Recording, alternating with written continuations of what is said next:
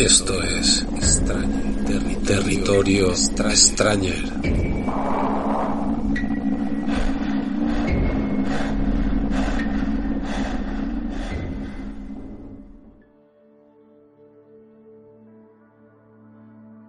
Hola a todos, hola a todas. Hoy estamos aquí con una invitada en Territorio Stranger, en la que sería, por así decirlo, casi nuestra primera entrevista. Es la primera vez que traemos a un escritor con nosotros, de alguien fuera de nuestro círculo Stranger. Y bueno, yo estoy especialmente contento porque, aparte de escritora, diría que es una amiga. De hecho, diría que os voy a contar cómo conocí a esta persona para que veáis lo especial que es. Es la primera, cuando yo empecé a escribir, en plan, no, y como sigo, amateur, el primer libro, cuando lo terminé y no sabía por dónde agarrarlo ni qué hacer, yo en aquel momento me metía en Facebook, ¿no? Y estaba en un grupo de escritores, que había un montón de escritores, y pedía ayuda, ¿no? De cómo se maqueta, cómo se hace esto, cómo lo otro, y la única persona que me respondió, y que además me respondió dándome un montón de ayuda de una manera completamente desinteresada, súper amable, acabo de pasar por aquí y yo te ayudo, no te preocupes, tal cual, fue esta persona que traemos hoy. Y a partir de ahí pues hemos coincidido en un par de cosillas más y hemos seguido teniendo trato, y yo le tengo un cariño que ella sabe, muy especial. Y bueno, pues es Arima Rodríguez, que es nuestra escritora canaria, que acaba además de presentar un libro. Y bueno, pues estamos muy contentos de traerla, de hablar contigo hoy, Arima, de literatura y de lo que no es literatura, de cosas extrañas, de nuestras cosas, y bueno, que nos cuentes sobre todo tú. Hoy estamos aquí también con José Luis y con Demian. No ha podido venir Vicen, que junto con el profesor hará unas preguntillas luego, pero bueno, dejo el paso a Arima para que te presentes un poco, nos saludes y ya arrancamos en formato charla y distendido. Hola, hola. Pues bueno, vaya presentación, qué maravilla. Quien lo esté escuchando dirá, pero ¡ay, qué persona maravillosa! Bueno, pues muchas gracias. Y además el cariño es mutuo, mutuo. Hemos compartido pues un montón de cosas desde ese momento que nos conocimos en Facebook, que además fue muy gracioso porque yo pensaba que BJ era un señor mayor, y estuve mucho tiempo pensando que era un señor mayor porque lo veía así, que hablaba tan formal, tan serio, y yo pensaba, bueno, este señor, vamos a echarle un cable, que bueno, yo soy un poco así. Y bastante tiempo después me enteré de que eres más joven que yo incluso. Debo decir que me molestó un poquito, pero no me molestó tanto como que hubieras pensado que era una señora, como pensó otra gente. Así que bueno, Ya. dentro de lo malo, una señora mayor igual es peor que un señor mayor, pero bueno. Pues no sé si Arima... Me conste que me lo pareciste, pero porque me parecías muy, muy formal, muy serio. Y a ver, pues lo que todos sabemos, la gente joven utiliza muchísimo Facebook para ligoteo, y de vez en cuando hay que irse quitando plastas de encima. Y yo, cuando veo que de repente me escribe alguien que además está interesado en temas de literatura, que pregunta cosas no como una vía de ligue, sino, o sea, me preguntaba cosas. Un caballero a la antigua usanza, como diría mi madre. Ole, ole, me quito el sombrero. Bueno, Exacto, digo, esto es un señor casado, con hijos, con algún nieto. justo, soy ese perfil. Pero bueno, Arima, como te contaba, hoy estamos aquí con José Luis, que no sé si, bueno, vosotros creo que nos habéis conocido o no habéis coincidido, pero bueno, por Twitter conoces a los dos. José Luis, buenos días, tardes, noches. Hola, buenas. Nada, es un placer estar con Arima, y yo tengo que decir que es curioso porque a mí con BJ me pasó al revés, porque yo pensaba que era un chaval y luego me encontré que era un señor mayor.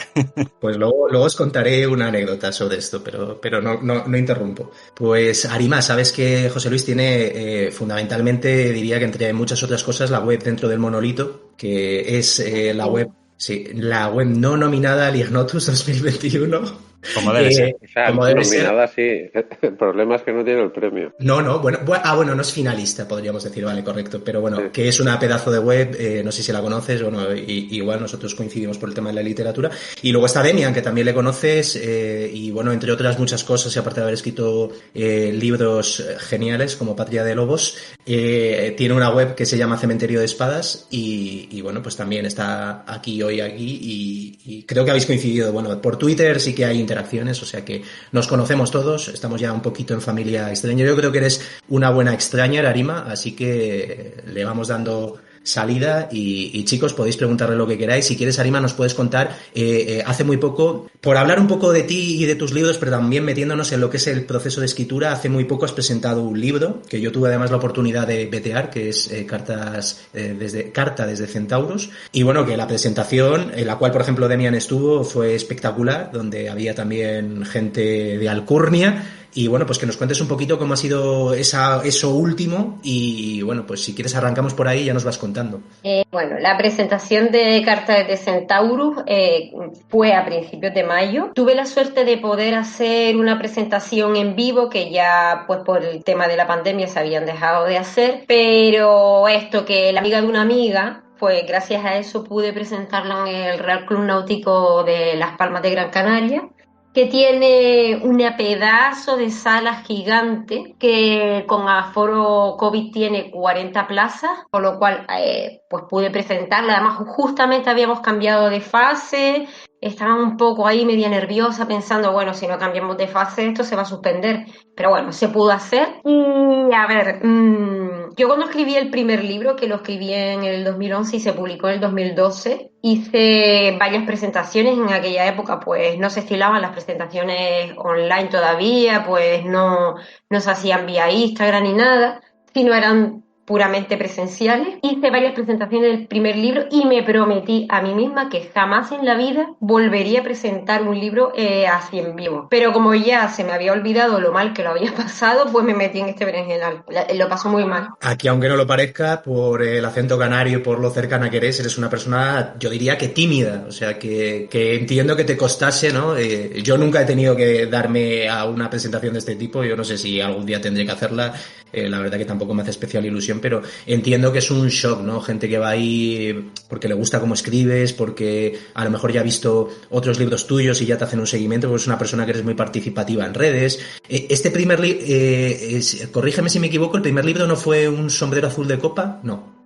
No, va a ser el próximo libro que publique, aunque fue el segundo que escribí en realidad. El vale. primer libro, que ahora mismo está fuera del mercado, se titula Los crímenes de Ashton, que pienso reeditar porque, claro, desde el 2011 que lo escribí hasta ahora, pues han pasado 10 años y hay una maduración pues como escritora y hay cosas que corregir, cosas que me gustaría cambiar, y entonces lo saqué del mercado. Te iba a decir que si nos cuentas un poquito cómo fue esto de Cartas de Centaurus, y porque, según tengo entendido, ahí estaba la voz, ¿no?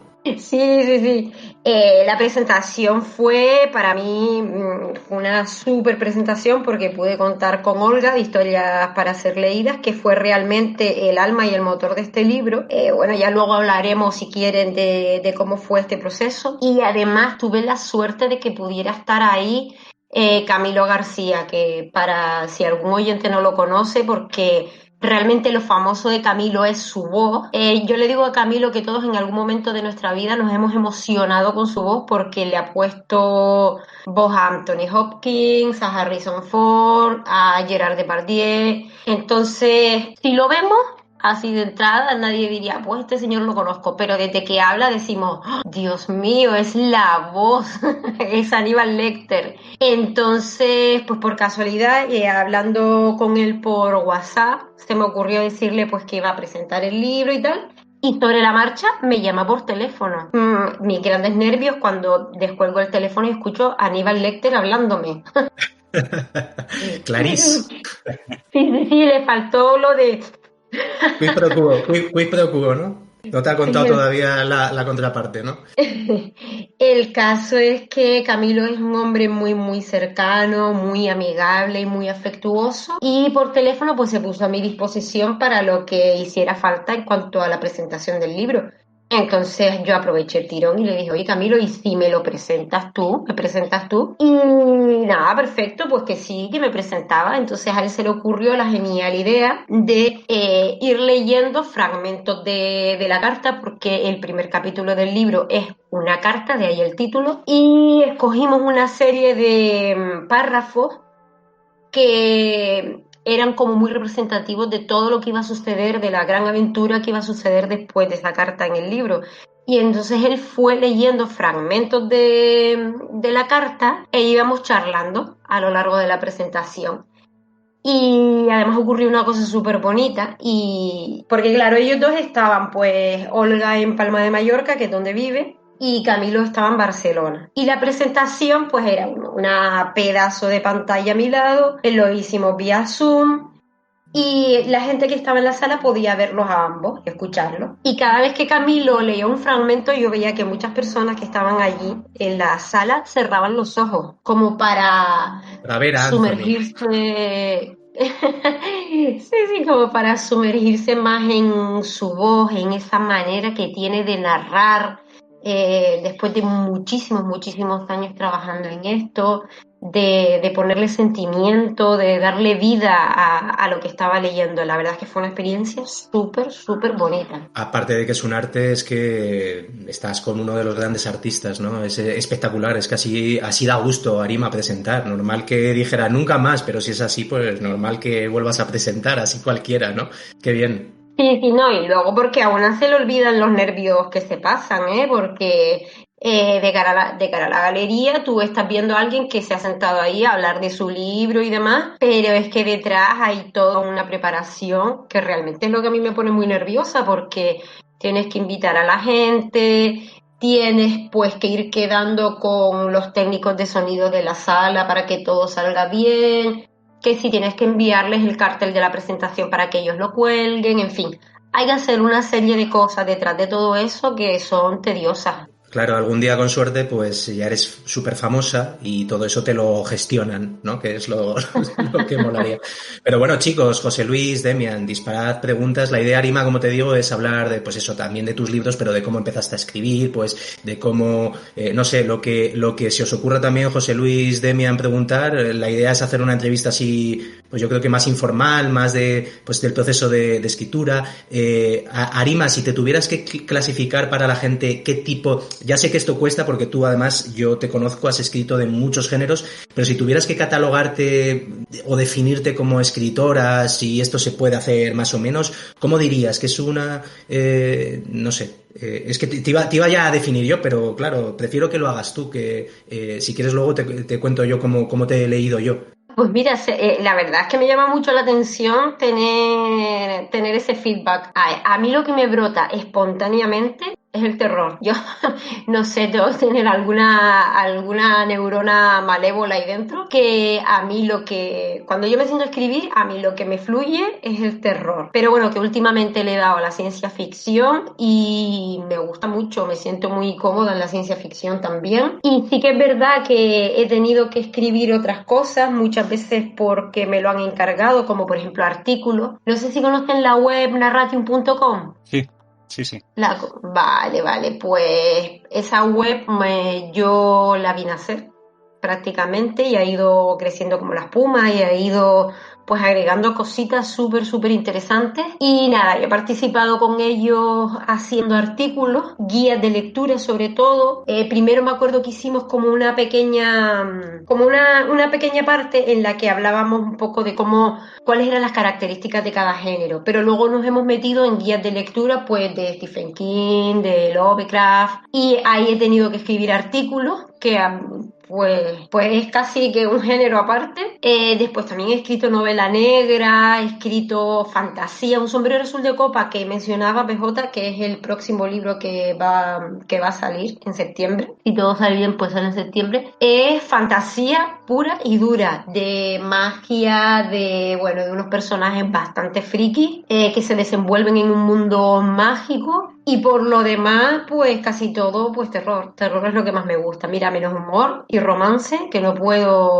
me sale. He intentado hacerlo, pero no sé. Debo de ser una despegada porque es que no me sale para nada el romance. Y el humor, que es muy difícil. Creo que son esos dos únicos géneros así que no he tocado. Pues mira, yo te quería preguntar, como has mencionado el terror y ciencia ficción, supongo que como nos pasa a todos, pues has tenido unas influencias lectoras, sobre todo no sé si en la infancia o en la adolescencia, y cuáles serían los autores que más te han influido. Ya has mencionado a dos, pero aparte de King y Lovecraft, ¿Qué tipo de autores te gustan en cuanto a estos dos géneros? Yo empecé a leer súper pequeña. Yo creo que desde que aprendí a leer, mi familia me metía libros ahí a saco. Además, yo me acuerdo de leer con 10 años a Nietzsche o a Gorky, que ahora lo pienso y digo, para convertirme en una psicópata, porque con esa edad leer a esos autores, vamos. Y así, muchos clásicos, pues Kafka, Hermann Hesse, Oscar Wilde. Pero en cuanto a terror, Lovecraft y Poe, que son los grandes clásicos. Algunos de Stephen King, que justamente después de haber leído a Poe me supo a poco. Pero por ahí van los tiros, por Lovecraft y por Poe. Es un terror como más clásico. Yo es que quería mencionar una cosa que se te olvidó decir, porque en todo esto que tú has escrito y artículos, por ejemplo, hay yo diría que un gran olvidado que aparte nos une, ¿no? En esa revista que te diría casi que iniciamos juntos, ¿no? Junto con otros compañeros, la de Mundo de Escritores, ¿no? Que fue también un proyecto que teníamos ahí, una revista digital de literatura, donde íbamos proponiendo sacar tanto artículos como relatos, como poesías, de manera mensual, en ese grupo de Facebook que hablábamos y que gestionábamos con la administradora y con otra gente, ¿no? Y ahí hiciste una cosa que a mí me gusta mucho y que algún día espero que rescates, y seguro tú ya me contabas que tenías la idea, ¿no? Que era escribir una especie de biografías, ¿no? En primera persona de, no diría escritores, ¿no? Porque eran también personajes célebres, ¿no? Y recuerdo que escribiste de Poe, no sé si escribiste de Hemingway, si no recuerdo mal. Sí. Y bueno, o sea que has tocado muchos palos y eso, aunque no era terror y dices que te sientes cómoda en el terror, es que claro, yo te he visto escribir tantas cosas. Cuando me preguntabas antes ese feedback, pues lo doy y dejamos paso también a Demian a que te pregunte cosas, que hay muchas ganas de preguntarte. Yo diría que es una literatura la que haces es muy emocional. O sea, es verdad que dices que te desenvuelves cómoda en el terror, por ejemplo, en el de Relatos Tortuosos es un terror muy psicológico, a veces es angustia, pero a veces simplemente es reflexivo, pero es muy casi, no voy a decir tirando a lo poético, ¿no? Pero casi, ¿no? Tú misma me dirás, pues tienes razón o no, pero es una literatura que haces que intentas que fluya muy poética, que se lea y parezca casi, por así decirlo, un poema, o así es como lo he recibido yo, y luego tocas ciencia ficción y lo haces muy parecido, y es muy, me parece una literatura muy emocional, muy introspectiva, ¿no? Como que dejas mucho de tus pensamientos y de tu manera de ser no es que digas, pues cuento una historia y me salgo de aquí, ¿no? Es como que te metes mucho en ti misma y en tus reflexiones y eso lo plasmas, ¿no? Así es lo que me parece a mí, ya que me preguntabas antes. Sí, yo creo que cada autor tiene su sello personal. Escriba el género que escriba, siempre hay un algo que te define, un algo que tú dices, bueno, esto es ciencia ficción, esto es novela negra, esto es, pues, yo qué sé, cualquier otro género, pero es que detrás veo a su autora porque lleva su sello y es que es verdad que mi manera de escribir a lo mejor es bastante visceral. De hecho, escribo y luego tengo que corregir todo porque escribo unos desastres y unas porquerías tremendas. Y sí que, sin quererlo, yo creo que esto es como la huella dactilar de uno o su voz, que no puede evitarlo. Me sale así, narrarlo tal como lo siento. Intento, pues, colocarme en la piel del personaje, detrás de sus ojos, en sus zapatos, como estamos acostumbrados a decirlo, y a partir de ahí ir narrando todos los sentimientos, ir narrando su perspectiva. Pero vamos, que yo creo que es eso, que ni siquiera es una intención, sino es un sello personal. Vale, pues has hablado antes de terror y autores clásicos y yo tengo cierta percepción de los escritores, digamos, amateurs o el fandom que se mueve tanto en las redes sociales, ¿no? Que gente joven que escribe, y me da la sensación de que mucha de esta gente no lee o no tiene una formación lectora suficiente, entre comillas, para dedicarse a esto. Entonces, veo mucha gente, por ejemplo, que se dedica a la fantasía y que ha crecido con novelas de Harry Potter, que las tienen como referencia, que me parece algo loable, ¿no? Que sea una novela que incite a la gente a escribir. Pero es que también veo a gente, no sé si de nuestra edad, pero gente ya mayor, que que también ha cogido este tipo de referencia y no se va a lo antiguo o a autores más clásicos. ¿No crees tú que hay una generación que está perdiendo un poco esos valores de literatura clásica o esos fundamentos, esos pilares que nosotros por generación hemos tenido? La verdad es que no sabría decirte porque la mayoría de los autores que conozco son más o menos de mi edad o mayores, pero bueno, yo no sé si conocen el blog, me va a matar porque no me acuerdo el nombre del blog, pero bueno, BJ sabe cómo es mi memoria, es más, como anécdota les contaré que apunté los nombres de ustedes aquí en mi desastre de blog de notas, digo porque tengo una memoria tan mala que seguro que luego no me voy a acordar, y tengo aquí anotado Demian, José Luis. Por eso, Bernabé me va a matar. Bueno, no sé si conocen a Bernabé Álvarez. Es un chico muy, muy joven, tiene 20 y poquito. Tiene un blog maravilloso que es que no me acuerdo del nombre. Me va a matar. Y sin embargo, sí que es un gran, gran lector de autores muy clásicos. Y se nota además cuando tú lees sus relatos, que son muy buenos, se los aconsejo. Son muy buenos, pues sí que se notan esas influencias clásicas. Por lo demás no me refiero yo con autores tan jóvenes, pero sí que creo que es interesante que no solo estén inspirados en cosas actuales, sino que además se remonten a los orígenes de los que han bebido esos mismos autores que en este momento, pues, o hasta hace unos pocos años, han dado el campanazo a nivel literario. Ese comentario es muy de Pérez Reverte sobre lo de leer clásicos y tal, porque siempre que hay, no sé, supongo que es gente más joven que se mete con él, que si es muy señor mayor, ¿no? Pues siempre dice, bueno, pero tú has leído a Aldós, tú has leído a no sé quién, y defiende mucho eso, lo de leer clásicos. Claro, es que yo creo que hace falta esa formación, entre comillas, porque si no, ¿de qué te sirve? Yo es que siempre estoy con los mismos temas, pero gente que escribe fantasía joven solo han leído eso a Harry Potter o han leído a Tolkien a lo mejor. Y yo creo que aparte del género que te guste, tienes que haber leído más cosas, ¿no? A todo tipo de autores y controlar un poco, ver cómo escribe cada uno, estudiar un poco la estructura narrativa. No sé, a lo mejor es una percepción errónea, pero yo veo que hay poca formación, valga la redundancia, en este sentido. No sé si en el mundo a lo mejor de los autopublicados es esto común o a lo mejor, como digo, es una percepción errónea mía. En el mundo de los autopublicados hay de todo, ¿eh?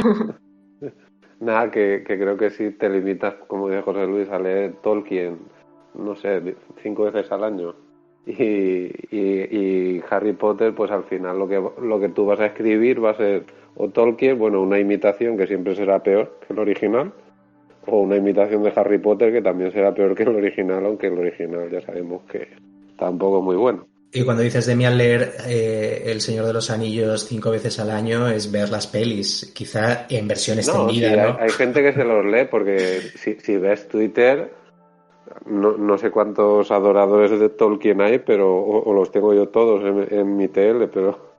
A mí me pasa igual. De todas maneras, José Luis, este es un tema que hemos hablado muchas veces. Yo, aunque quizá no nos hemos metido nunca tanto a fondo, mi pensamiento es que creo que hoy en día cualquiera nos llamamos escritores. Y creo que hay una diferencia entre ser escritor de verdad y lo que es ser un amateur. Es como antiguamente, ¿no? Y esto lo hemos tratado en mundos extraños, en territorios extraños.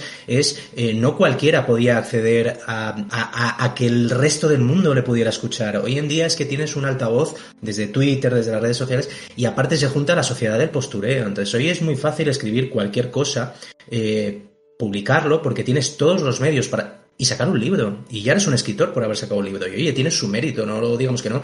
Y yo aquí no quiero hablar desde ningún pedestal, porque yo me considero uno de estos escritores completamente amateurs, casi sin formación, porque yo es verdad que yo tenía un gran hábito lector que he perdido porque al final, pues joder, es la vida, ¿no? Cuando te dedicas plenamente a la escritura, creo que es más fácil que te lo tomes en serio, y ese es el proceso en el que yo me he metido un poco ahora, ¿no? Donde te quieres formar en lo que hablaba José Luis, ¿no? Estilos narrativos, porque si no, como bien dices tú también, Demian, es que si pretendes escribir fantasía, pero no tienes formación de fantasía, es como, yo qué sé, querer ser ingeniero o querer ser fontanero solo porque viste un documental en la tele donde arreglaban una tubería del lavabo, ¿no? Entonces, puedes tener ideas maravillosas dentro y una creatividad fascinante por ti mismo, pero puede ser también, siempre pongo el ejemplo que es muy ridículo, pero es que me ha servido a lo largo de mi vida, ¿no? En Barrio Sésamo había una sección que a mí me encantaba cuando era pequeño, que era un inventor que siempre inventaba una movida que ya estaba inventada y le cambiaba el nombre, ¿no? Y claro, él se llevaba una decepción brutal cuando inventaba el calcetín y lo llamaba cube de pies, y le llegaban todos y le decían, no, pero es que eso ya existe y se llama calcetines, ¿no?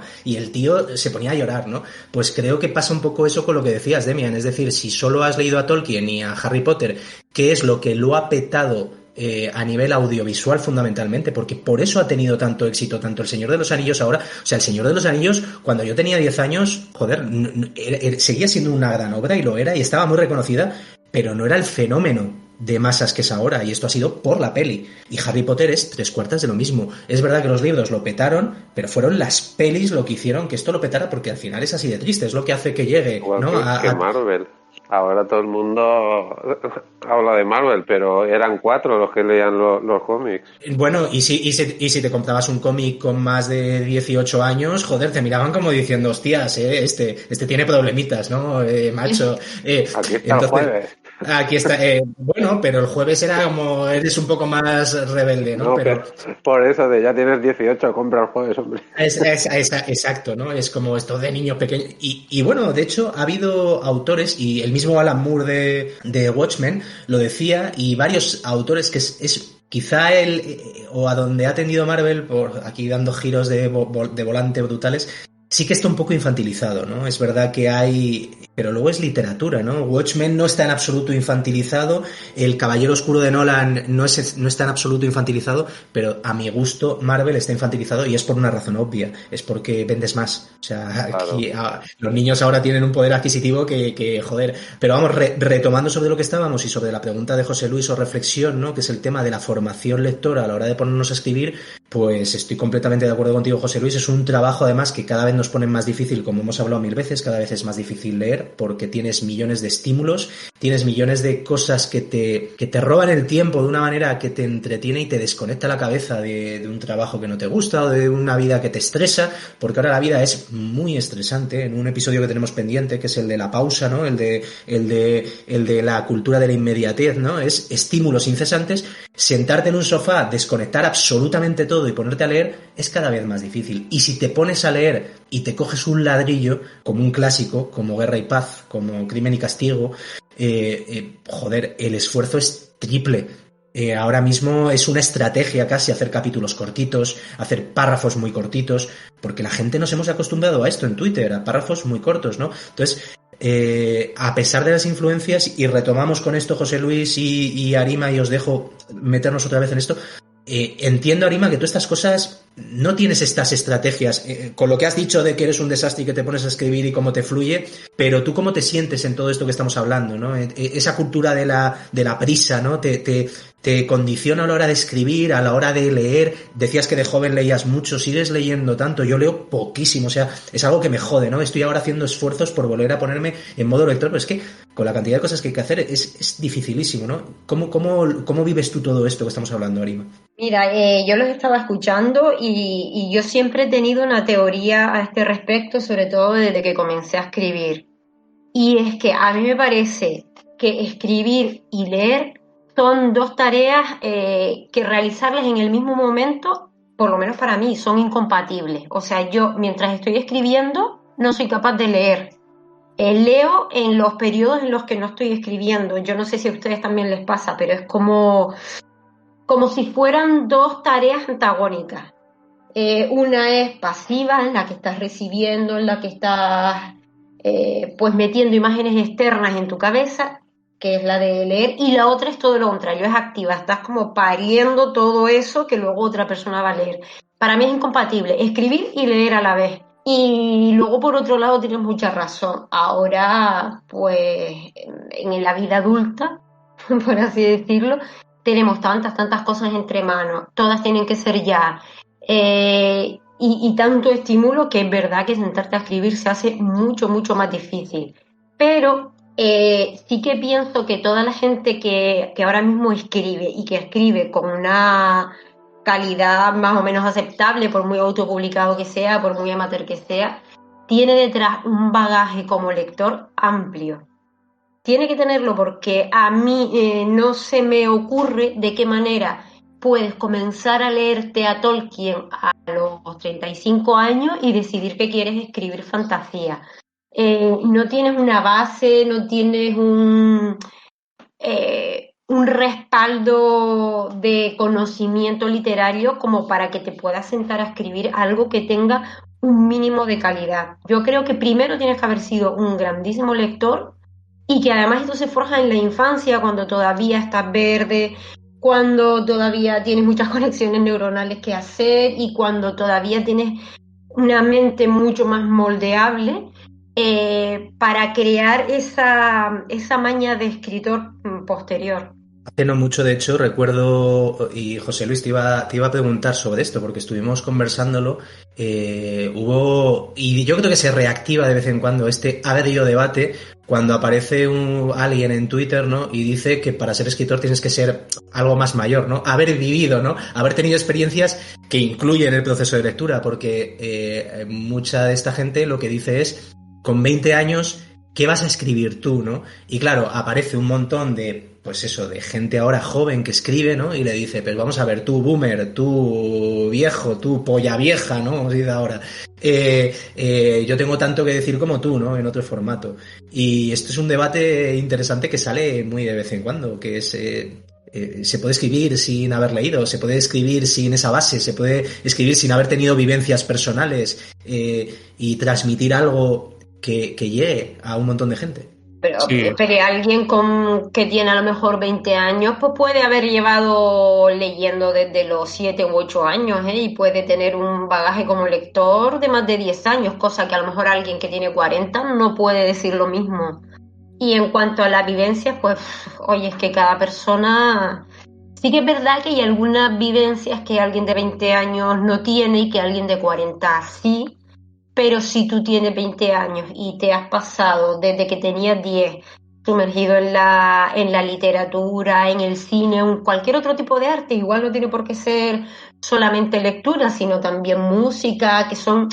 A ver, yo creo que todos los tipos de arte son muy enriquecedor a la hora luego tú de plasmar tus sentimientos, tu vida, tu perspectiva. Pero sí que alguien de 20 años puede tener mayor bagaje en ese sentido que mucha gente que tiene 40. Yo conozco a gente que tiene mi edad, que tengo 42, que te dicen hasta con cierto orgullo que nunca se han leído nada. Entonces, pues, si ponlo a escribir, a ver qué te escribe, pues, no sé, el Rosillito o todas estas que están ahora en tendencia, porque otra cosa no se me ocurre, puedes tener muchas vivencias, pero, hijo, si no has cogido nunca un libro entre las manos, pues... Entonces, yo creo que es bastante relativo el tema de la edad, de cuánto hayas leído. También es un poco relativo, también hay gente que tiene 50 y ha estado leyendo muchos años y no se ha enterado de lo que tiene delante, que los conozco. Ahí puedo dar hasta nombres y apellidos, que no lo voy a hacer. Pero sí que hay gente que no tiene dos dedos de frente y que presumen de haber leído pues a clásicos, a Goethe o demás. Respecto a esto, yo creo que tampoco el tema de la experiencia vital creo que igual está un poco hasta sobrevalorado, porque al fin y al cabo se trata más de tener imaginación, según lo veo yo, que de tener experiencia, porque si tú te has leído no sé cuántos libros, 1000 libros, pues ahí tienes tanta experiencia, bueno, yo creo que incluso más de lo que has podido vivir en tu vida, porque en tu vida el 99% del tiempo es repetir y repetir lo mismo. Sí, supongo que habrá de todo, ¿no? Habrá gente que sí que base su escritura en su propia vida y que coja muchos tintes autobiográficos, incluso en obras de ficción, y otros que... A mí, por ejemplo, eso sí que siempre se te van a colar cosas, ¿no? De tu vida y de tu trayectoria. Pero a mí me gusta más eso, lo que comentas tú, imaginar y contar una historia totalmente externa. Luego supongo que cada escritor tiene su estilo. Yo, por ejemplo, no suelo poner nada de mi vida, es que tampoco veo que tenga apenas ningún interés lo que yo pueda vivir dentro de las historias que yo escribo. Bueno, ahí tenemos el claro ejemplo de Lovecraft, ¿no? Que prácticamente no salía de su casa, apenas estuvo escolarizado y claro, se pasaba todo el tiempo en la biblioteca leyendo y de ahí su fantástico legado. No tenía mucha experiencia vital que contar, bueno, aparte de que su madre estaba como una cabra y demás, pero... Mama's boy. Se dice. Igual se basaba todo en que iba a una pescadería por las tardes o algo, a mirar el escaparate y veía pulpos. También se permea un poco en la obra de Lovecraft esa claustrofobia, a lo mejor, que pues eso, era un poco hikikomori, ¿no? de la actualidad. Y yo sí que lo veo un poco en algunos de sus relatos, ¿no? Ese hermetismo, esas casas así tan oscuras en las que el horror de Dunwich. El terror cósmico es muy, muy claustrofóbico, ¿no? Y luego es mucho la persona que está constantemente, ¿no?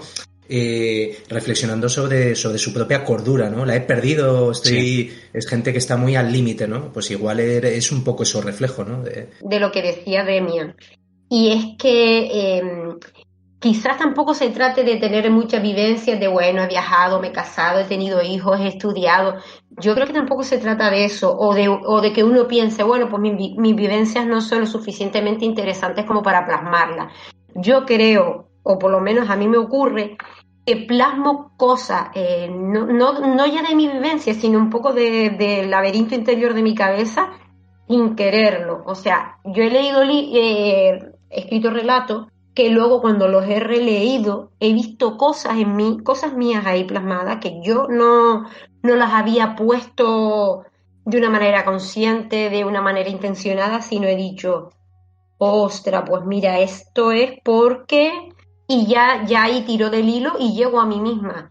Yo creo que todos los autores ponemos, sin quererlo o queriendo, mucho de nosotros, de nuestro mundo interior, de nuestra personalidad, de nuestro carácter, de lo que nos ha forjado, lo ponemos en cada uno de lo que escribimos. Estoy convencida de que, bueno, cuando nosotros seamos famosos y salgamos en los libros de texto en el futuro, bueno, no serán libros de texto, las tablets de texto o como se vayan a llamar, pues habrá alguien que nos estudie y que diga, oye, pues mira, si cogemos toda la obra de BJ, vemos que detrás de toda su obra, detrás de todo lo que escribe, pues tenemos estas características que lo conformaban como persona, podemos ver era una señora mayor.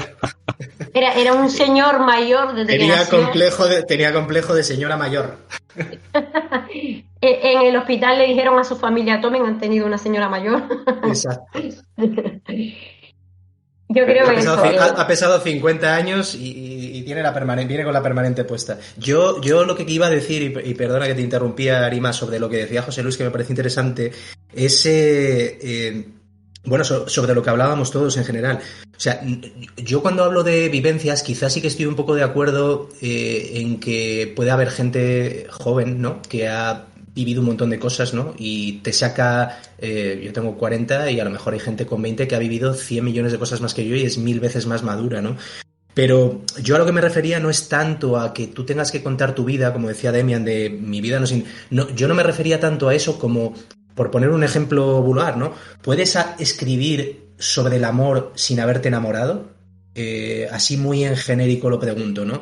Y esto lo extrapolo, ¿no? Y me diréis, bueno, ¿puedes hablar sobre el horror cósmico sin haberte quedado tapando esquinas con cemento porque vienen los perros de los tíndalos? Hablo de cosas más allá de la literatura. Es verdad que hay una fantasía hay una fantasía loca, iba a decir, pero sí que la sensación de claustrofobia y angustia que transmite también, estoy seguro que era porque él la vivía, ¿no? Y él la sentía, ¿no? Un buen escritor yo no puedo dar las pautas de un buen escritor de romántica, ¿no? Pero Una persona que sea, yo qué sé, por decir, Asperger, o que no puede escribir sobre... Me lo pregunto, yo no tengo las respuestas, ¿no? Pero y lo que iba a decir antes, ¿no? Me recordaba, Demian, a la charla que hay sobre una peli que me gusta mucho, ¿no? Que es El indomable Will Hunting, y es cuando el psicólogo Robin Williams le está diciendo, le decía justo Matt Damon en el banco, es que yo he vivido todo, ¿no? A través de los libros, ¿no? Porque el tío es inteligentísimo y ha leído un montón, y le decía, ya, pero tú no has olido la Capilla Sixtina, ¿no? Le ponía como ejemplo. Y esa vivencia, ¿no? Es un poco lo que el psicólogo le decía, el más allá, ¿no? En lo que es tu evolución y tu progreso personal. Esto yo creo que a nivel de escritor también se plasma y se siente en esas vivencias, sin tener que contar tu vida, ¿no? Y hacer biografías. No sé, reflexiones, ¿no? Un poco sobre lo que se plasma y lo que vamos dejando, que estoy completamente de acuerdo, Arima, en que cualquiera que lea 4 libros tuyos te conoce un poco porque vas dejando ahí cositas, sin necesidad de que sean evidentes. Es tuyo, ¿no? Todos tus personajes, el malo, el miserable, todos tienen un poquito tuyo, o sea, lo vas dejando ahí. Quizás tu lado malo, como decías tú, tengo ahí un lado que me hace escribir terror, que es el lado malo de Arima, ¿no? Pues eso está ahí, ¿no? Y lo sacas a través de esos personajes, ¿no? Sobre lo que decía BJ, creo que si alguien puede escribir de cosas que no ha vivido o que no ha sentido, yo creo que Arima coincidirá conmigo en que los que escribimos terror, uno de los temas principales es la muerte y nosotros estamos vivos, creo. Entonces, bueno. El miedo a la muerte, José Luis.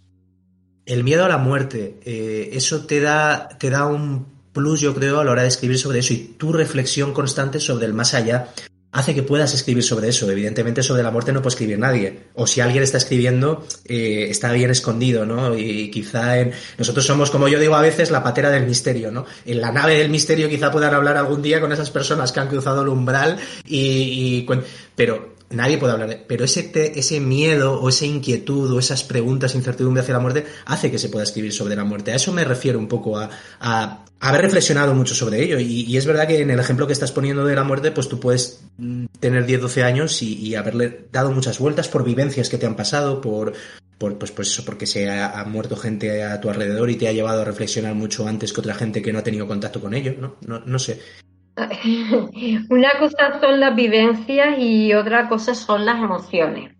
¿Verdad que puede escribir novela romántica a alguien que lo máximo que ha tenido es su novio del instituto?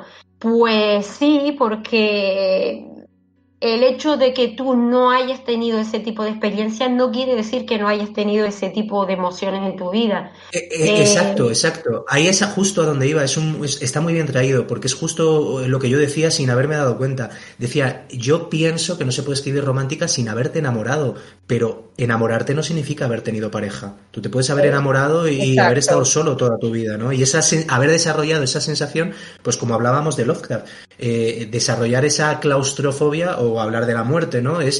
No me he muerto, ¿no? O a lo mejor no se ha muerto nadie a mi alrededor, pero el miedo y la obsesión que tengo por la muerte, o todo lo que he leído sobre ella, me hace que pueda hablar sobre esto a nivel emocional, ¿no? Quizá es eso lo que yo me refería sin darme cuenta. Lo que pasa es que siguiendo esa lógica, cada vez, digamos que un escritor, el libro siguiente debería ser mejor al anterior, y muchos escritores han escrito su mejor libro quizá a los 40 años, aunque han pasado 30 años más escribiendo. No debería ser mejor por haber tenido más experiencias o más vivencias o no sé, cualquier cosa.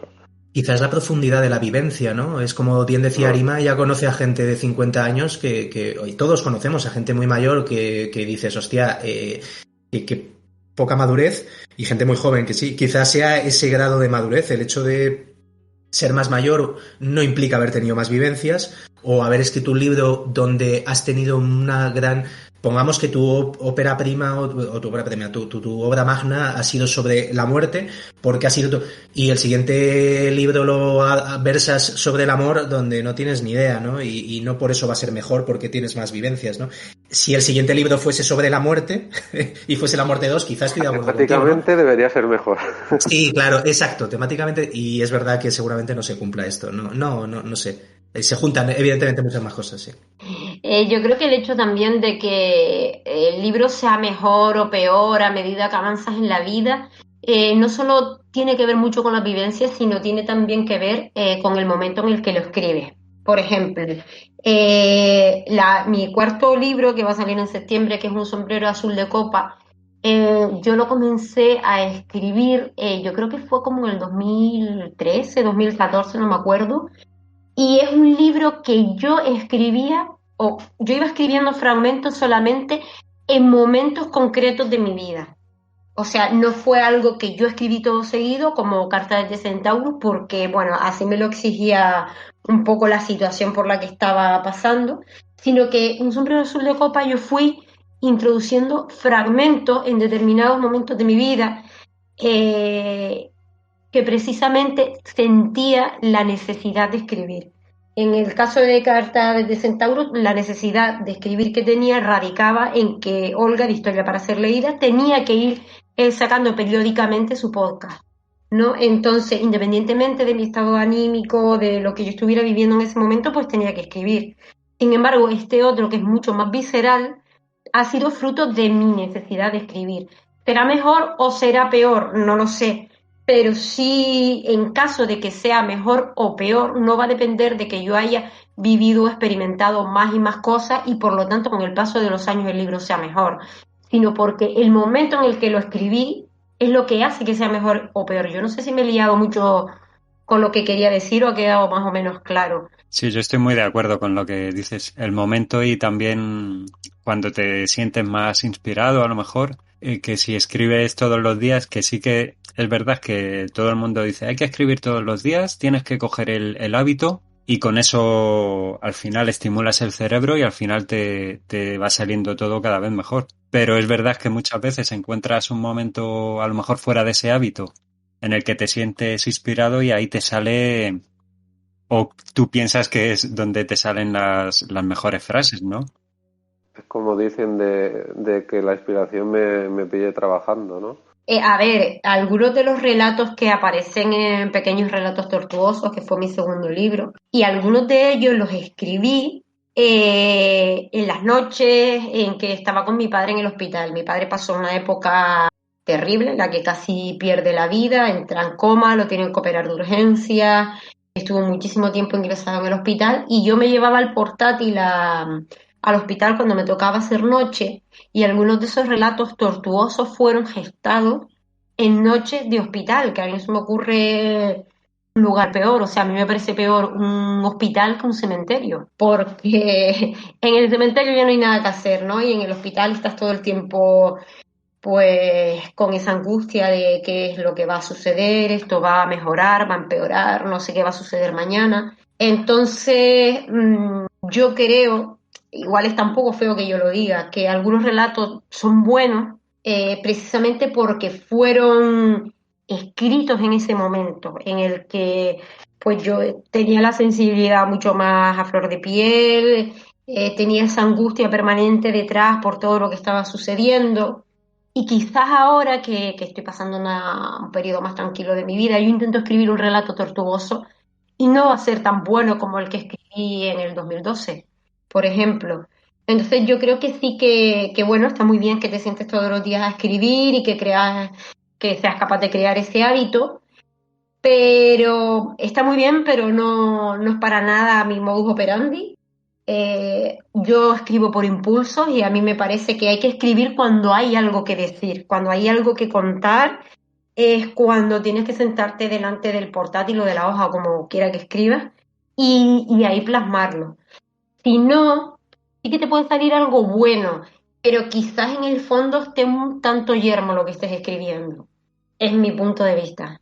Yo es lo que te digo, yo hago un poco lo mismo. A mí aparte que luego tienes trabajos, tienes ocupaciones y tal y no puedes estar escribiendo. A mí me cuesta mucho encontrar un momento diario para ponerme y cuando lo consigo, pues a lo mejor es por la noche o según te despiertas, ¿no? Que muchas veces tienes ahí un sueño rondando, alguna idea que te está ahí rondando y consigues darle forma ahí escribiendo. Pero lo de encontrar el momento, 2 horas todos los días a la misma hora, a mí me resulta muy, muy complicado. Supongo que te tendrías que dedicar a ello ya profesionalmente para llegar a ese nivel. Y es eso, hay que dejarse impregnar por el momento vital de cada uno y aunque sea malo, pues intentar explotarlo en ese sentido, ¿no? En el literario. Claro, es que para mí escribir es sobre todo una herramienta. Es más, yo comencé a escribir porque para mí era justamente una catarsis, una herramienta, pues como, bueno, como hay gente que va a las sesiones de psicoterapia y se tumba en el diván y vomitan todo lo que tienen dentro, pues a mí se me da mejor escribirlo que contarlo. Y bueno, en realidad yo empecé a escribir por eso, no porque tuviera nunca en mente pues publicar o que alguien me leyera. De hecho, la primera vez que publiqué y que me preguntaban sobre el libro, yo decía, creo que me es más fácil quitarme la ropa y que me vean que quitarme la piel y hablar sobre lo que he escrito. Me parecía como algo tan íntimo compartir lo que había escrito. Bueno, ya luego te vas acostumbrando y demás, y al final deseas que te lean y que te digan, oye, esto está bien, esto no está bien, me gusta, no me gusta, una mierda. Pero bueno, que al principio, como es ese acto tan íntimo, yo creo que el tema de me siento a escribir y de tal hora a tal hora está muy bien para determinados autores que escriben, por ejemplo, pues novela histórica o que hacen tipos de trabajo estilo Eric Fratini, que bueno, a mí me parece Sí. que a mí me gusta mucho, que es un hombre que busca muchísima información y luego pues con toda esa información hace un libro. Pues mira, eso sí creo que está muy bien para este tipo de autores, el marcarse un horario en el que tengan que escribir, en el que cojan toda esa información, la contrasten, la lleven a la novela. O, por ejemplo, los libros de Javier Sierra. A mí me gusta, a mí no me maten. Sé que hay mucha gente que no le gusta para nada, a mí me encanta Javier Sierra. Yo creo que es ese tipo de autor bueno, pues como lo que escribe tiene una base histórica y tiene que documentarse, pues es casi como el trabajo de un periodista. Pero cuando tú lo que escribes es muy visceral, es muy creativo, tiene mucho que ver con la imaginación o con la fantasía. Estoy convencida de que esto de marcarte un horario y sentarte a escribir como ejercicio de escritoril para que te vayas desenvolviendo está muy bien, pero para tú plasmar realmente todo lo que te ronda dentro y que necesitas poner en papel, yo creo que no es válido. Yo estoy de acuerdo con eso. Al menos en mi experiencia, porque bueno, también sería probar, ¿no? Si tienes una temporada e intentar diariamente coger ese hábito. Pero claro, es que es lo que dices tú, tienes que estar en ese estado mental que a lo mejor de un día para otro, incluso de la mañana a la tarde, se te puede haber ido. Sí, sí, exacto, exacto. Y yo muchas veces lo que sí hago, no sé si a ustedes les ocurre, es crearme una atmósfera con música. O sea, si tengo a medio escribir, ahora mismo estoy escribiendo pues una serie de capítulos de ciencia ficción para el podcast Historia para ser leída. Y creo que lo puse en Twitter también, que me estaba volviendo loca porque me puse dark techno para poder crear esa atmósfera y meterme dentro. Porque claro, tampoco voy a tener a Olga 100 años esperando a que a mí me llegue la inspiración divina para escribir ciencia ficción. Bueno, Arima, pues te vamos a dejar ahora con el cuestionario del profesor PV, que ha venido ahora para hacerte una serie de preguntas con el becario Vicen, son preguntas un poco variadas para que respondas lo que tú quieras y tanto como tú quieras, así que te dejo con él. Ok. Hola Arima, soy Vicente Ortiz. ¿Y el profesor PV? Sí, también el profesor PV, quería saludarte. Hemos llegado in extremis. A ver, en primer lugar, darte las gracias por pasarte por Territorio Extrañers y en segundo, aunque imagino que ya lo sabes, decirte que todos admiramos mucho tu trabajo. Te sigo por redes desde hace un par de años. Creo que desde que coincidimos con algunos relatos que Oca Paraíso tuvo a bien llevar a su podcast, Historias para ser leídas. A ver, el profesor quería hacerte unas preguntas para que nuestros oyentes y tus seguidores puedan conocerte un poquito mejor, ¿vale? Pensaba que el becario no dejaría hablar al maestro. ¡Qué descaro! Bueno, vamos a empezar fuerte, Arima. Ok, dispara. ¿Por qué en tus relatos no hay contenido sexual? A ver, les voy a contar un secreto, pero que no salga de aquí, ¿eh? Tengo un relato escrito con otra persona bajo un seudónimo que es altamente erótico. Toma ya. Y hasta ahí puedo leer. Pero oye, que en Cartas de Centauro sí que hay ahí un polvillo. Lo que pasa que lo intenté hacer como muy poético para que no desentonara con el resto del libro, pero sí que hay, bueno, igual es un poco spoiler, pero hay un polvillo, en el libro. Hacen el amor. Sí, vamos a dejarlo así porque como todo el libro tiene así un tono un tanto poético, quedaba un poco feíto que fuera un polvillo en vez de un acto de amor. ¿Te has planteado alguna vez escribir romántica? Lo detesto, lo siento, yo intento respetar todos los gustos, pero me da diabetes, lo siento, no, ni siquiera puedo con las películas románticas, las comedias románticas y todo esto, me dan sarpullido. Soy la persona menos romántica que se pueden imaginar. Es más, en Braveheart Gran película. me dan ganas de darle para adelante la parte esta en la que ellos están tan enchochaditos, que no sé si esta palabra se usa fuera de Canarias. Sí, también se dice fuera de Canarias. Pero hay una parte en la que están súper enchochados y me da ganas de darle para adelante y decir, venga, guerran y enseñen el culo. Seguimos. ¿Qué piensas del lenguaje inclusivo? Estas narices del lenguaje inclusivo. Yo lo siento, pero a mí que me digan todes me da repelús. A mí me parece... Y lo siento, de verdad. Yo sé que hay mucha gente que para ellos esto es muy importante, pero pienso que el lenguaje, primero que nada, hay que cuidarlo. Y es verdad que es una herramienta viva que va evolucionando con los cambios, pero a mí esto me parece una completa chorrada. A mí, que cuando se hable en plural, se hable en masculino, de verdad que no me ofende, ¿eh? Y me suena muy raro eso de amigues y todes. Lo siento, pero no me gusta en absoluto. Creo que hay cosas mucho más importantes por las que ocuparse y que estén cambiando el lenguaje de esta manera, no lo veo. Llámenme clásica, pero no. Muy bien, venga otra. Cuando empiezas a escribir, ¿tienes clara la trama y el final o vas improvisando conforme la historia se desarrolla? A ver, yo esto creo que la respuesta a esta pregunta creo que quedaría más clara si esto fuera visual y pudiera enseñarles una fotografía de mi blog de notas. Entonces entenderían todo, es más, dirían, ya sabemos cómo eres, bruja psicópata. Pues les voy a comentar que mi manera de escribir es un desastre y un caos. Normalmente cuando yo abro el Word, a no ser que sea algo que me hayan pedido, no tengo ni pajolera idea de lo que voy a escribir, no he planificado si va a ser un relato, una poesía o un libro, no he pensado en los personajes ni en la trama, no he pensado nada absolutamente.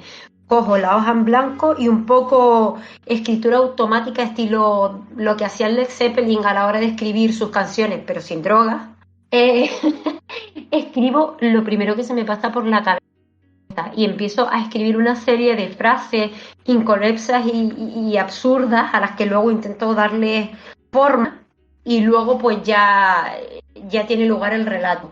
Es más, en Cartas de Centauro, que bueno, todo partió de una idea de Olga, que me decía, oye, ¿qué te parece si escribimos una serie de capítulos acerca de extraterrestres? Y un poco la idea que ella tenía en mente. Olga me dice, es que yo confío tanto en ti que bueno, grabé el primer capítulo, grabé el segundo y tenía pensado seguir grabándolos sin saber lo que tú me ibas a mandar, ya yo lo iba promocionando. Y yo pensaba, tú no sabes lo que te voy a mandar, pero es que yo tampoco, ¿sabes? O sea, yo voy a ir escribiendo a medida que me vayan viniendo ideas a la cabeza y ya veré lo que pasa. Entonces, a mí me gusta porque me siento un poco como lectora también, porque yo misma voy diciendo, ay, pues mira, esto es lo que iba a suceder. Es curioso. Y nada, cuando vean las fotos de mi blog de notas, van a entender todo, porque tan pronto tengo aquí anotado un número de teléfono que no sé de quién es, como tengo apuntado algo, una cita médica, como tengo apuntado algo que se me ocurrió para dentro de 3 párrafos. Un desastre. Es más, sí, pero un desastre, pero es que yo soy así. Yo escribo como soy, un caos, un desastre. Y bueno, también podría sacar una foto de mi armario para que se hicieran una idea, pero es que eso ya queda muy feo. Pues, así prefiero... No, que va. Casi prefiero la foto del blog de notas.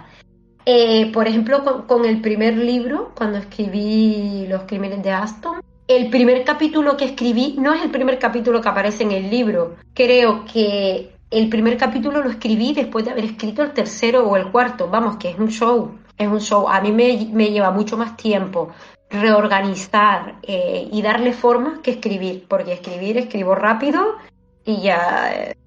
Y sobre todo esto me genera un cierto problema cuando escribo a cuatro manos, que ahora mismo estoy escribiendo una antología gótica con Nathaniel Llanos, seguro que lo tienen por ahí en Twitter, es un tío súper chachi, es un autor paraguayo, y bueno, se nos ocurrió escribir juntos una antología gótica con personajes muy clásicos como hombre lobo, vampiro, bruja, dragón, y a mí me está suponiendo un esfuerzo enorme poder escribir de una manera un tanto organizada para que Nathaniel no muera en el intento de escribir conmigo y para hacerle la vida un poco más fácil. Pero bueno, el pobre escribe y de repente ve que yo en otro color le he metido cosas por medio de sus párrafos, luego vuelvo atrás, inserto cosas, voy más adelante y vuelvo a escribir. Pero bueno, el hombre tiene ese carácter tan bueno y esa paciencia de tanto y me está soportando como puede.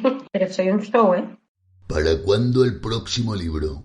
Bueno, el próximo libro lo tengo hablado con Medina para el mes de septiembre, que realmente, lo comenté antes, es el segundo libro que escribí y no el cuarto, pero espero que si todo sale bien, pues en septiembre. Y si todos los libros que he escrito y todo lo que he escrito es un caos, este lo es mucho más, porque he ido dando saltos en el tiempo.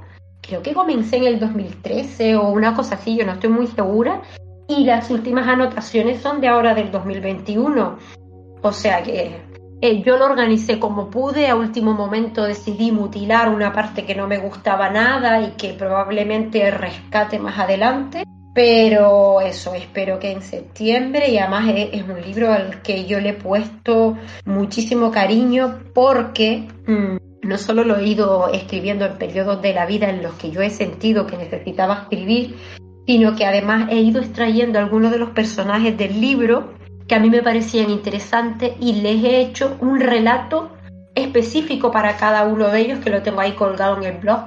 Por cierto, me voy a hacer autopromoción, tengo un blog que se llama elmundoenpalabras.net, que ahí van a encontrar un poquito de todo lo que he escrito, van a poder encontrar también enlaces a las ficciones sonoras que ha hecho Olga en Historias para ser leídas, también hay artículos, poesía, hay un poquito de todo. Y ahí están algunos personajes de este universo que he intentado crear y que saldrá, espero, en septiembre. Y van a poder conocer la historia tanto de Baruch Ugarte, que es el protagonista. No el protagonista, pero sí el alma del libro. Y van a poder leer un poquito de la vida de esos personajes tan freak que aparecen a lo largo del libro. Y el por qué son como son y cómo llegaron a contactar con Baruch Ugarte. No sé lo que Medina querrá hacer más adelante con esto. Yo le comenté a Alejandro pues que existían esta serie de personajes y bueno, ya veremos qué pasa según la acogida que tenga Un sombrero azul de copa, que espero que sea buena. Mucha suerte con el libro. Ahora vamos a temas más extraños. ¿Qué opinas de la cultura de la cancelación? Mójate. ¿Te enteraste de la movida con lo de la antología Avenida en Oír? Mira, estamos entre amigos y puedo hablar de cualquier manera, ¿verdad? Puedo. Precisamente tú, que has tratado estos temas, ¿qué opinas? Mira, estamos en la cultura del imbécil profundo, ¿sabes? Pero el imbécil profundo elevado a la enésima potencia. A ver, si se han ofendido por el nombre del paquete de conguitos, que es irrisorio. A ver, ¿cómo te ofendes porque a los conguitos de toda la vida le llamen conguitos? ¿De qué estamos hablando? A mí me parece que mezclar el terror con las enfermedades mentales es un completo acierto. Y el que se ofenda me parece que es bastante estúpido. De hecho, en Pequeños Relatos Tortuosos, yo tengo algunos relatos que son de terror y que precisamente están inspirados en enfermedades mentales. De hecho, tengo un relato que se titula El método, que su personaje principal es una persona que padece de personalidad múltiple. Y tengo algunos otros relatos también que están escritos desde la perspectiva de un enfermo mental. Es más, debido a que a mí me parecía una historia súper buena, me parecía muy, muy bueno aprovechar este recurso. Yo tengo una serie de artículos en mi blog en el que describo sobre enfermedades mentales poco conocidas, y aprovechando que aprendí sobre este tema escribí relatos. O sea, yo creo que el mundo de la enfermedad mental tiene un carácter terrorífico y que muchas personas que padecen de enfermedades mentales experimentan un terror. ¿Y por qué no lo voy a plasmar en un relato? No lo estoy banalizando, al contrario, yo creo que estoy creando una cierta conciencia, estoy acercando ese mundo que muchas veces es desconocido a personas que jamás han tenido o tendrán la posibilidad de conocer a una persona con una enfermedad mental. Tal vez es porque yo estuve durante 17 años trabajando en un centro de personas con retraso mental profundo, porque yo soy fisioterapeuta, y bueno, junto con ese retraso mental profundo pues había mucho de esquizofrenia, mucho de autismo profundo, muchas personas que padecen además de paranoia y de alucinaciones, y yo eso lo viví en mi día a día durante 17 años. Entonces yo lo veo como algo cercano, pero no todo el mundo tiene esa oportunidad, y yo creo que vivimos en un mundo que ahora mismo se caracteriza porque nos estamos etiquetando, todo se está etiquetando, y yo te digo una cosa, a mí las etiquetas me pican. O sea, yo a mí las etiquetas, las camisetas las recorto porque me pican. Entonces creo que hay que hacer todo lo contrario, hay que eliminar etiquetas y hay que integrar. Y una manera de integrar es conocer. Y si yo lo hago a través de la literatura, que es mi medio de expresión, pues me parece que está muy bien. Me parece que la cultura de la cancelación esta deberían de llamarla la cultura de la imbecilidad. Y lo siento si no concuerdan conmigo. José Luis, ¿algo que añadir? Sí, bueno, yo creo que lo ha dicho un poco todo y que opinamos exactamente lo mismo, así que poco más que añadir. Poco más que añadir. Un poquito de género. Sobre el terror, ¿qué es para ti o qué elementos debe tener un buen libro de terror? Mira, a mí el terror, es verdad que el concepto de terror está muy ligado al concepto que cada una de las personas tiene, porque no a todos nos aterra lo mismo. A mí, y trayendo un poco lo que hablábamos en la anterior pregunta, el terror me surge cuando no comprendo algo, y precisamente estas mentes un tanto perturbadas, que al final yo no creo ni que se pueda hablar de enfermedades mentales, porque todos tenemos nuestras taras y todos tenemos un poco nuestras propias perturbaciones, y por lo menos mis terrores personales van por ahí, de bueno, ¿qué ves tú que no veo yo? ¿Qué escuchas tú o cómo concibes la vida de la diferencia de mi propio concepto? Y por lo menos a mí me gusta escribir sobre eso, pero más allá de un poco de lo básico de brujas, vampiros y demás, el terror personal de cada uno es lo que a mí me motiva a escribir. Yo tengo mis propios fantasmas que van muy relacionados con la pérdida de contacto con la realidad y la cercanía con la muerte. A mí son temas que me angustian muchísimo, y sobre esos temas son sobre los que yo he escrito en relación al terror, la pérdida de contacto con la realidad sobre todo. Y para cerrar esta ronda, ¿qué caso dentro del mundo del misterio te ha hecho volar la cabeza? Mira, a mí hay uno que especialmente me vuela la cabeza, y no es un caso de estos famosos, sino es un caso que le pasó a mi pareja. Él trabaja como vigilante nocturno. Estuvo trabajando en la residencia universitaria de Tafira. Para los que son de aquí pues la conocerán, y para los que no les explico que es un edificio gigantesco que se encuentra en en el radio externo del campus universitario de Tafira, que está en las afueras de Las Palmas, en las afueras de la ciudad. Es un edificio muy grande, dividido en dos alas, que además es muy curioso porque las plantas de una de las salas vienen a coincidir en la entreplanta del otro ala, no sé si me explico. Bueno, pues en esa residencia universitaria viven sobre todo pues estudiantes que son de fuera y que vienen a estudiar a Las Palmas. ¿Qué pasa? Que este edificio en épocas como Semana Santa, Navidad, verano está absolutamente vacío. Aún así, es necesario que haya un vigilante porque hay material valioso y pueden entrar a robar. Bueno, pues él estuvo una época trabajando en ese edificio y en una Semana Santa que no había nadie, o sea, imagínense, en las afueras de un campus universitario que en Semana Santa está vacío, que además está en las afueras de la ciudad, el silencio es sepulcral, el edificio es además, está en un sitio muy solitario, da un poco de miedito de por sí. Pues él estaba controlando las cámaras de seguridad y de repente ve medio cuerpo.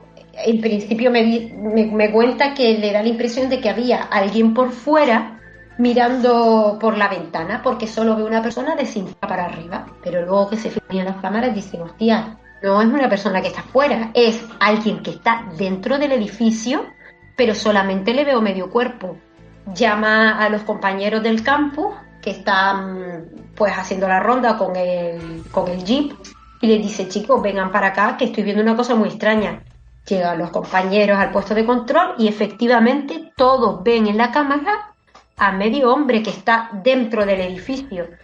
Pues 2 o 3 de ellos que están armados, porque mi pareja en ese servicio no iba armado, deciden bajar a ver qué es lo que está sucediendo y se comunican por medio de los walkies. Pues mi pareja y otro chico se quedan atentos a las cámaras para poderle decir si ese hombre se ha movido o no, y ven como los compañeros llegan al lugar donde se encontraba ese hombre y los compañeros le dicen, oye, que aquí no vemos nada, y le dice mi pareja desde el walkie, hostia, lo tienes al lado. Lo estoy viendo, lo estamos viendo por la cámara y los tienen al lado. Y los tíos eran como diciendo, la hostia, no puede ser lo que me estás diciendo, no vemos a nadie. ¿Se movía? No se movía, estaba quieto, pero sí que podían ver exactamente que era un hombre de mitad para arriba, o sea, sí, podían verle el torso, podían verle la cara, los brazos, podían verle la cara y además veían a sus compañeros justo al lado y le decían,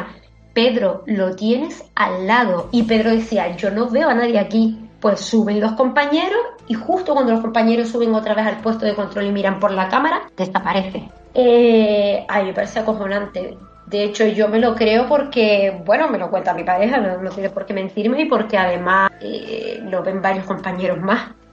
Y yo siempre le doy muchas vueltas a eso y digo, Dios mío, ¿qué habrá pasado ahí?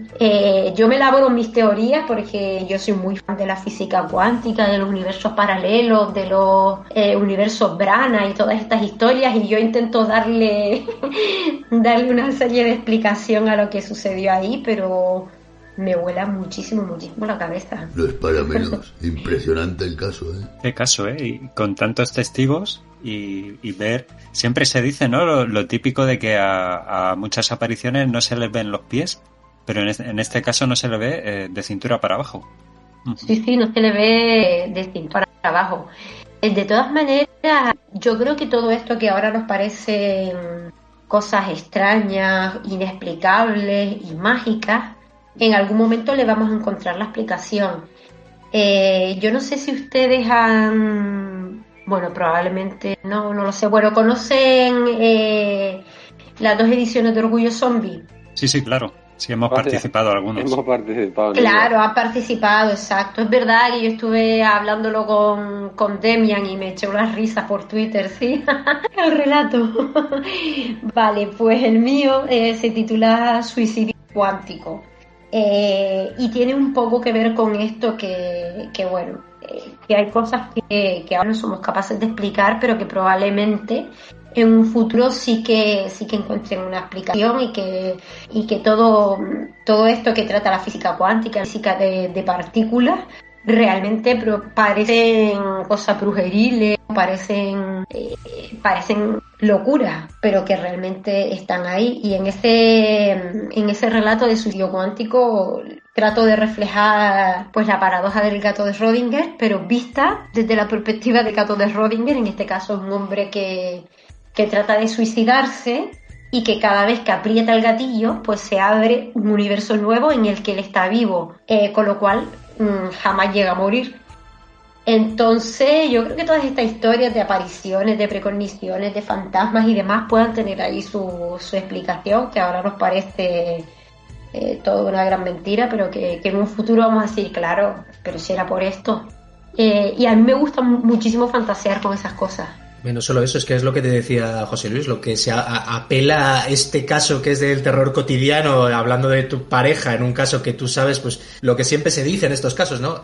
Para él es verdad, ¿no? Otra cosa es lo que realmente ha pasado, pero por ejemplo siempre que se habla de la chica de la curva, ¿no? O de la llorona famosa, le suele faltar el medio cuerpo, no solo las piernas, a veces es el medio cuerpo entero, si no recuerdo mal, José Luis. Así que, vamos, es un ejemplo real de estos arquetipos, ¿no? Del terror. Me imagino que en el universo paralelo lo que verán serán unas piernas.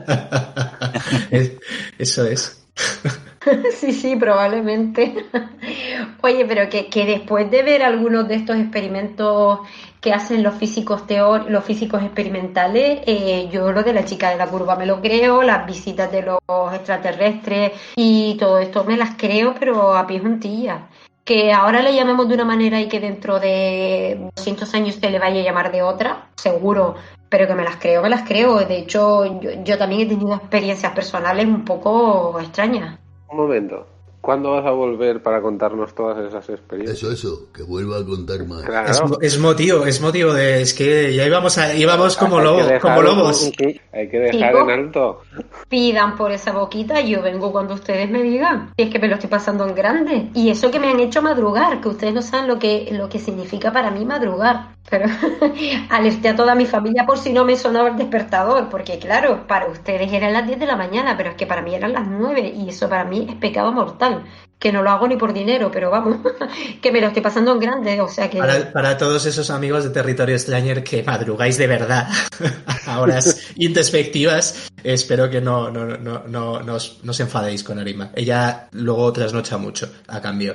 Pues exacto, nada, Arima, ha sido, yo creo que con esto podemos cerrar, dejar el cliffhanger ahí, como decía Demian, porque nos interesa, o sea, yo tengo muchísimas ganas de saber todos esos casos y aparte José Luis es un tema que yo sé que te encanta, que es el terror de lo cotidiano, ¿no? De la verdad, no de los casos, pues eso, lo que hablábamos, la chica de la curva, sí, pero ¿de qué curva, no? O sea, habrá una chica de la curva y esa será la otra chica de otra curva, no puedo hablar, pero estos casos que son tan concretos, ¿quién era ese señor? Joder, es que me imagino a Paloma Navarrete yendo ahí, sabiendo que un bedel pues se tropezó, se cayó y se quedó ahí, ¿no? Y se snucó ahí y aparece ahí donde se snucó. Por decir pero una Paloma Navarrete no, tenemos que ir nosotros allí a verlo. Y a un hospital. A un hospital también. Hostia, un hospital. Uf, yo me quedo con Demian, yo me quedo con Vicente y el profesor PV me quedo en la puerta. Os sujeto el walkie. Sí, nosotros esperamos tomando una cervecita, ¿vale? Yo soy de las que entra, de las que quiere hacer una experiencia a las 3 de la mañana de aislamiento y de ver fantasmas por un tubo, porque yo creo que sí queda para un programa, ¿eh? Yo creo que además muchas personas tenemos... Me incluyo porque me ha pasado, tenemos a lo mejor una capacidad perceptiva que podemos... Más facilidad. Sí, y además es que en mi familia se da muchísimo. Yo es que mira, no lo suelo contar porque la gente me dice, chiquita loca, ¿sabes? Escribe, ve estupideces, en fin, está pobre. Entonces no suelo hablar de esto porque queda como muy mal, pero es un tema que me encanta, que creo que además tiene una base muy, muy fuerte, tiene una base muy importante a la que se le pueden buscar muchas explicaciones y me encanta, me fascina el tema del terror de lo cotidiano. Eres una mujer sensitiva. Entre las experiencias de Arima y las de la familia de José Luis creo que hay un programa. Pues vamos a invitar a JJ Benítez y que lo escriba. También. Oye, que hasta yo envié una foto a Cuarto Milenio que estoy ahí indignada porque no la sacaron. O sea, yo tengo una fotografía que vale su peso en oro y que no me la sacaron en Cuarto Milenio. Para la próxima visita. Es que solo meten las trucadas allí. No la desveles, porque yo creo que esto es un tema interesante y bueno, de hecho, pensando en investigadora del misterio, pensaba en José Luis, que también le encantan estas cosas, Román, que es otra persona que también parece que le gustan estas cosas, o sea que tenemos aquí un equipo de investigación dentro de Territorio Stranger. A Román falta pues eso, que venga un par de veces y le hacemos Stranger y le damos un carne. Pues nada, chicos, por mi parte, si os parece, lo dejamos aquí con ese cliffhanger para otro día.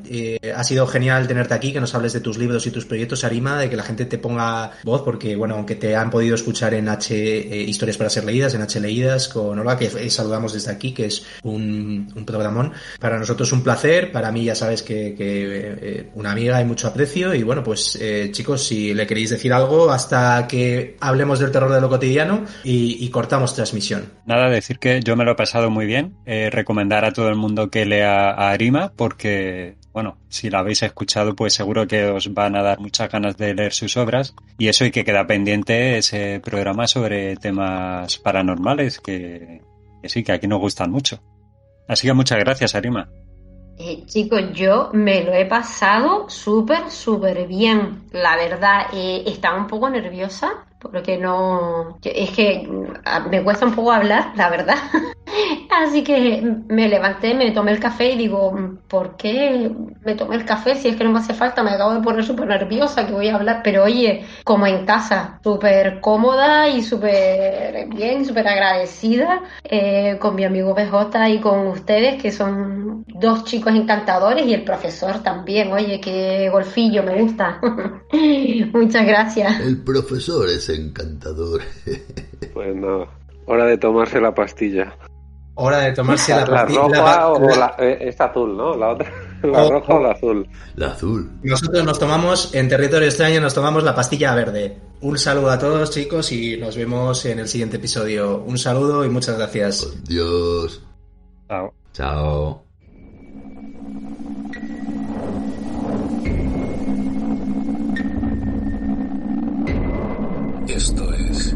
Esto es Extrañer. Territorio Stranger.